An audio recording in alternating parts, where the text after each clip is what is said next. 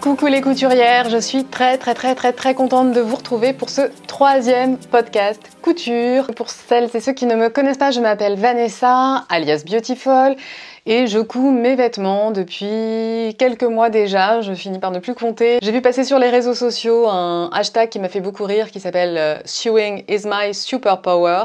Donc voilà, moi aussi. Mon super défi, mon super challenge, mon super plaisir, mon super bonheur, ma super passion,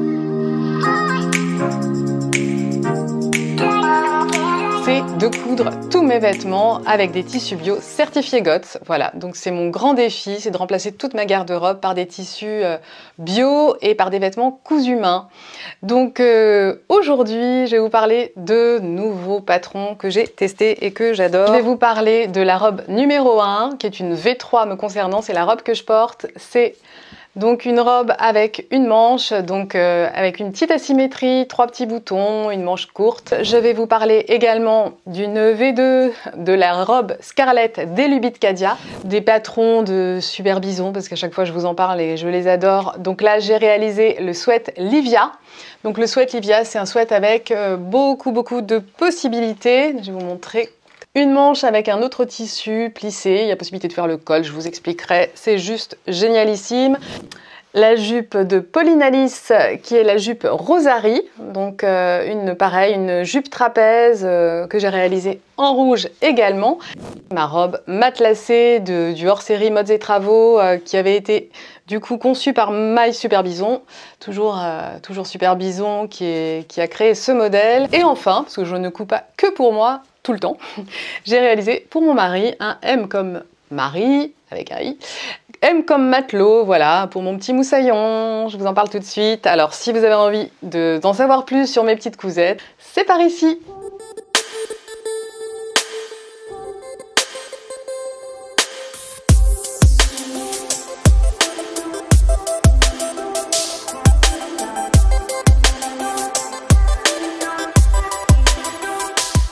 La robe Scarlett des Lubitkadia, la robe Scarlett, je vous en avais parlé, je l'ai réalisée donc dans un jean léger la dernière fois. Donc la robe Scarlett, c'est une robe avec un dos en V, avec un petit volant, une fausse patte de boutonnage, une forme légèrement évasée, c'est une robe super jolie.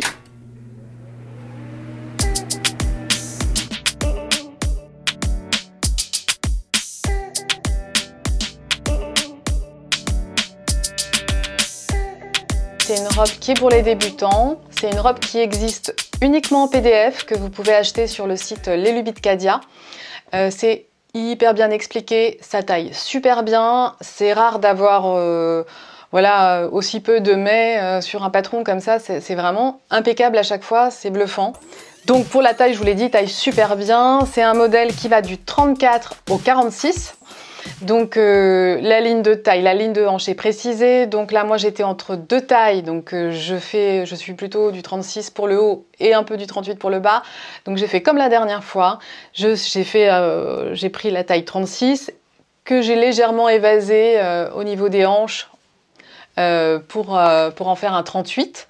Donc avec le patron, c'est vraiment super simple. C'est vraiment, encore une fois, expliqué comme ça, et c'est facile. Donc pour les débutantes, allez-y, c'est un super modèle, je l'adore.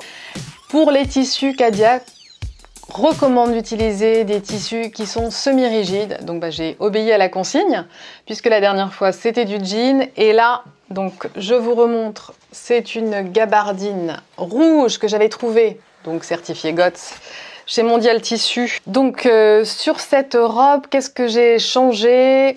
Personnellement, j'ai toujours fait mon petit rouloté doré, parce que je l'avais fait pour la version jean et je l'ai refait pour la version gabardine, parce que je trouve ça trop mignon. J'ai refait mon petit passepoil doré sur l'encolure du devant. Je ne l'ai pas poursuivi derrière, parce que sinon ça faisait un peu sapin de Noël, donc ça faisait un peu beaucoup. Après, c'est le petit rouloté doré qui prend le relais. Et puis j'ai mis des boutons dorés. J'ai ma maman qui m'en a commandé une du coup, qui m'a demandé de la lui faire sans le volant. parce que je veux pas passer pour une gaminette. Donc sans le volant, ce que je compte faire, c'est utiliser le passepoil et le poursuivre du coup sur le dos en V. Parce que là, du coup, ça apportera la petite fantaisie assez sympa. Donc je vais poursuivre le passepoil et pas mettre du coup le volant. Donc comme ça fera une belle encolure en V derrière avec une belle patte de boutonnage. Voilà, donc une valeur sûre, un modèle facile à coudre.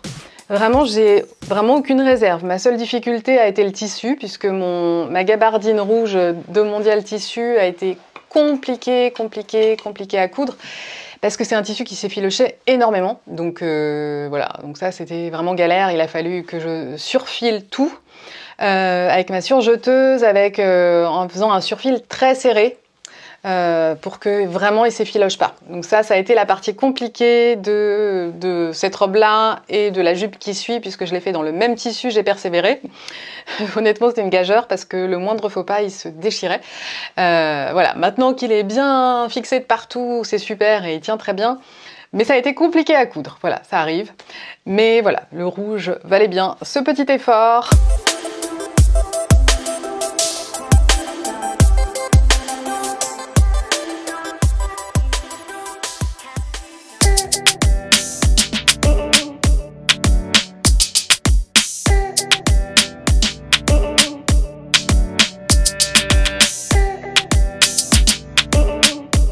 Un gros coup de cœur de maille Super Bison. Je dis maille Super Bison, mais c'est Super Bison tout court. Il taille super bien, il est super bien expliqué, il est facile à faire. Regardez-moi cette petite merveille, là si on n'a pas le choix. Col chemise, col plissé, patte de boutonnage intégré, poignet chemise. Il faudra vraiment que je le fasse version chemise intégrée au sweat. C'est juste magnifique. Là, c'est la version que j'ai faite. Alors, au début, j'avais prévu le col plissé. Je pense que j'ai pas dû bien réaliser les plis, ce qui fait que ça faisait pas très joli. Voilà, ça me plaisait pas, donc j'ai tout redéfait. Alors, c'était casse-pied parce que je l'avais cousu à la surjeteuse, mais c'est pas grave, j'ai tout redéfait. J'ai enlevé le col plissé et j'ai gardé, par contre, les petits plis aux manches parce que je trouvais que ça apportait une petite fantaisie. Et je l'adore comme ça. Donc moi je l'ai réalisé dans un molleton, un tissu molletonné bleu marine que j'ai trouvé chez Léonie Pic Pic. Donc voilà, hein, il faut une version sweat. Gros coup de cœur, la taille parfaite, les manches, tout tombe impeccablement. Il n'y a vraiment eu aucun problème. Il est super confortable, il est super féminin. La diversité des modèles qui sont proposés est dingue et vraiment attractif, parce que moi je vais le refaire avec un col chemise, c'est sûr. Je vais le refaire aussi comme ça, je pense que je le trouve trop craquant, il est hyper confortable. Tissu de chez Léonie Pic Pic, donc mon magasin bio qui se trouve dans le 15e arrondissement, rue du Théâtre. Si vous ne connaissez pas, si ça vous intéresse, vraiment je vous recommande cette boutique qui ne fait que des tissus certifiés GOTS. Bleu marine, vous ne le trouverez pas là-bas. Alors je l'ai trouvé sur un site allemand. Bon voilà, j'ai pas trop envie de commander, voilà, je préfère rester en France, mais en tout cas, si ça vous intéresse, sachez que je l'ai trouvé. Alors c'est où? C'est Pauli ou Siebenblau. Donc c'est deux sites allemands qui ont un choix de ouf et qui font vraiment des tissus bio certifiés GOTS. Et justement, ils approvisionnent normalement Léonie Pic Pic et puis d'autres vendeurs de tissus en ligne. Donc c'est incroyable ce qu'ils ont. Moi, je le ferai peut-être une commande cette année. Je vais éviter pour le transport, le machin, et je préfère faire travailler les gens qui sont ici. Mais sachez que ça existe et que si jamais vous voulez ce sweat bleu, il existe sur le site allemand. Si on parle des tailles, alors mon sweat Livia, je l'ai réalisé en taille 36 et c'était juste parfait.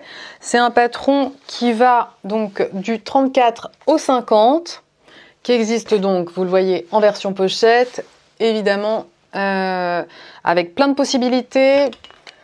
Pour le niveau de difficulté, voilà, 2 sur 4. Alors, moi j'ai envie de dire, si vous avez une surjeteuse, c'est juste 1 sur 4, quoi. Enfin, pour faire le modèle simple, c'est 1 sur 4. Peut-être que vous pouvez galérer comme moi avec la boutonnière ou automatique ou avec peut-être les cols de chemise ou etc. Donc, mais sinon, il est tellement bien fait, tellement bien taillé, il est parfait. Vraiment, je n'ai aucune réserve, il est canon. Juste canon, un gros coup de cœur encore de Super Bison. Je suis très très fan. Si vous voulez voir un peu ce que donne évidemment sur Instagram, on voit un peu les versions de tout le monde, mais il y a aussi une communauté Facebook des addicts de My Super Bison, et donc c'est sympa parce qu'on voit aussi les cousettes des unes et des autres, donc on voit un peu tout ce qu'on peut réaliser avec ce patron. Voilà, gros coup de cœur.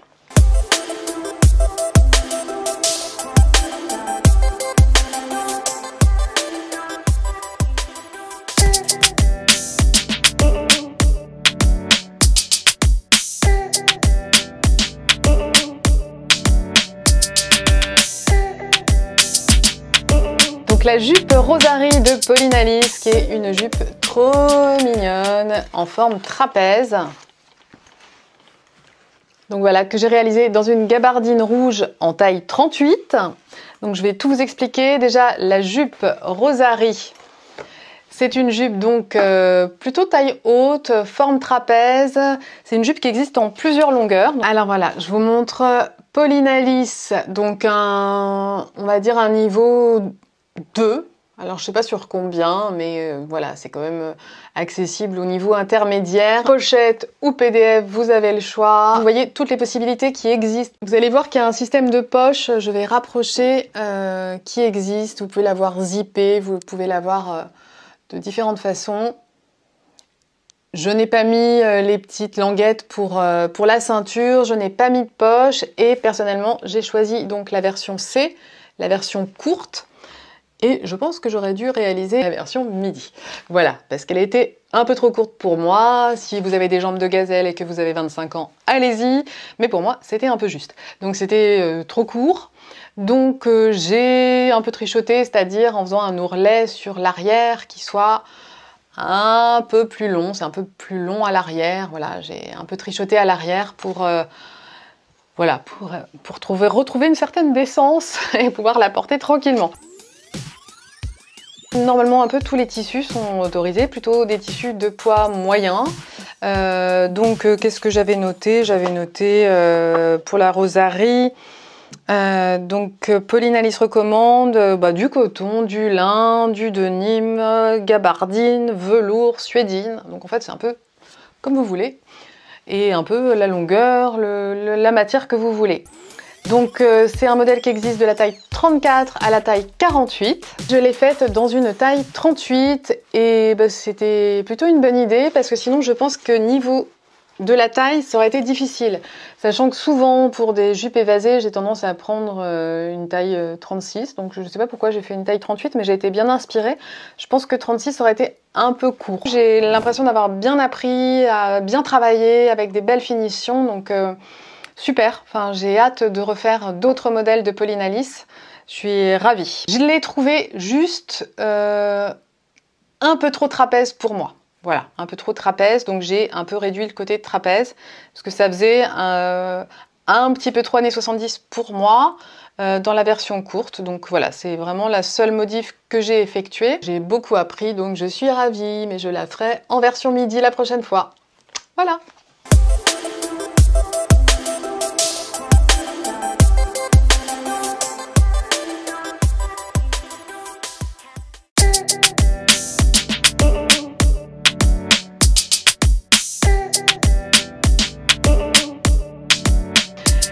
Alors ce patron-là, j'ai vraiment tout fait pour l'avoir. Je vais encore vous parler de Super Bison parce que j'ai réalisé la robe matelassée de Super Bison qui se trouve dans le hors-série, qui ne se vend plus. J'ai dû passer un appel sur Instagram qui a été entendu, donc c'est génial.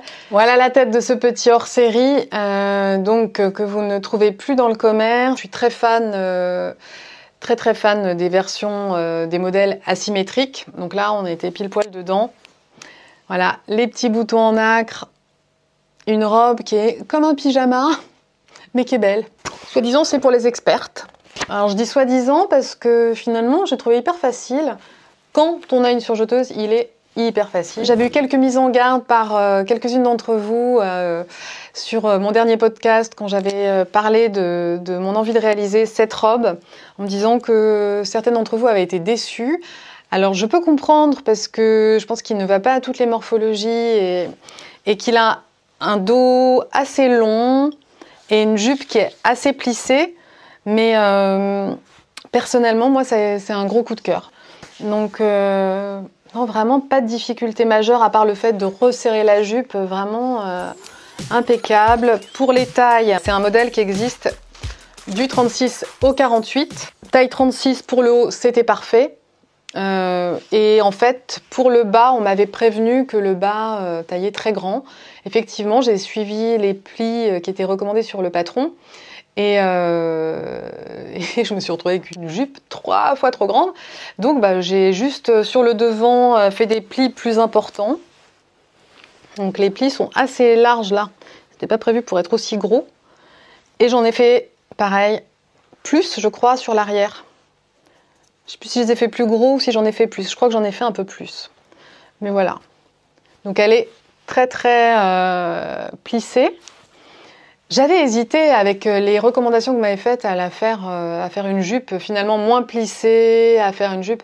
Et je me suis dit, en fait, que le côté plissé lui donnait de l'ampleur et mettait plus en valeur la silhouette que si j'avais fait une forme plus droite.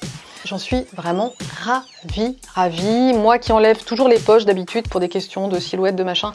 Là, je les ai laissées et j'apprécie tellement de mettre mes mains dans mes poches, dans les poches de mon beau pyjama super beau qui ressemble à une robe, mais qui est un vrai pyjama. Donc, un rêve. N'hésitez pas à faire un repost, si vous voulez, de la photo que j'ai prise sur Insta et de dire « Je la veux, please help, au secours. Donnez-moi le mode travaux hors série, je le veux !» Voilà, je suis sûre qu'il y a moyen de s'arranger. Je trouve que ce serait sympa de faire un truc d'échange ou je sais pas moi, décalquer la taille pour la personne contre un autre patron. Enfin voilà, il y a sûrement moyen de s'arranger avec d'autres cousettes.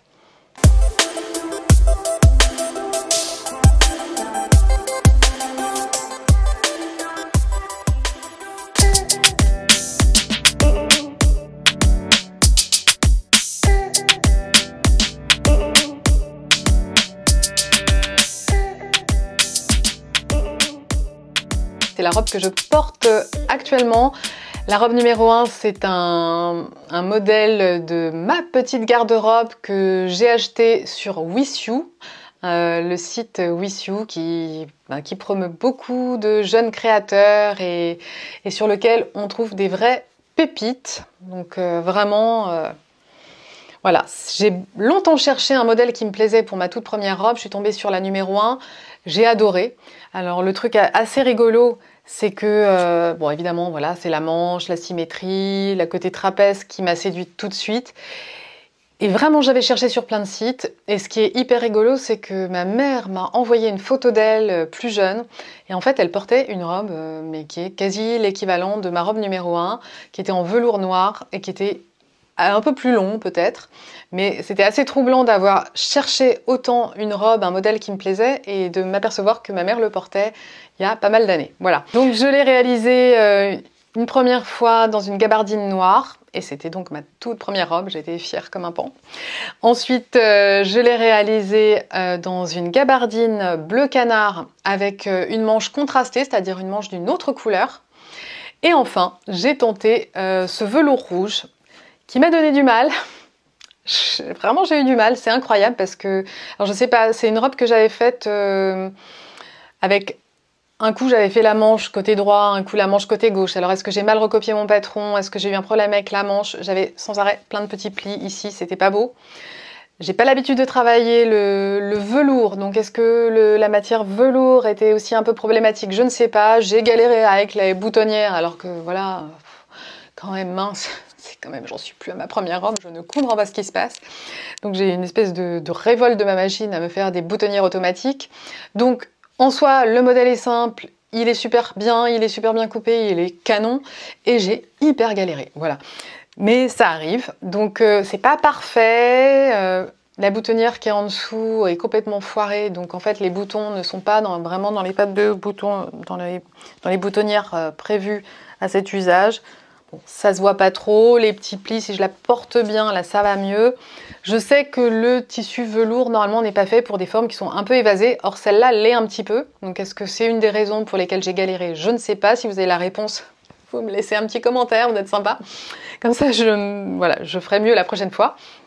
Mais bon, j'adore la porter, je la trouve super belle, elle est d'un rouge vif incroyable, mais ça a été compliqué. Alors la robe numéro 1 de ma petite garde-robe, qui est donc une petite merveille, vous pouvez ou l'acheter donc sur le site With You en PDF, comme ce que j'ai fait moi la première fois. Vous pouvez aussi le trouver en version pochette sur le site de ma petite garde-robe. La seule difficulté pour la robe numéro 1, donc c'est les boutonnières, hein, j'ai envie de vous dire, sinon c'est pas compliqué du tout. Je vais vous noter pour les tailles parce que là je ne l'ai pas noté sur ma fiche, mais voilà. J'ai fait une taille 36, donc c'est exactement ce qu'il faut. Sur d'autres robes, j'avais eu à reprendre un petit peu pour que ce soit un peu moins évasé. Là j'ai touché à rien, je la trouve nickel. Donc à part les problèmes que j'ai eu, je pense dû à un mauvais recopiage de ma part et certainement au problème de boutonnières que j'ai eu avec la boutonnière automatique qui m'a créé quelques petits plis. Sinon, bah voilà, hein, c'est un modèle formidable. Voilà, il y a juste eu une erreur humaine sur celui-là.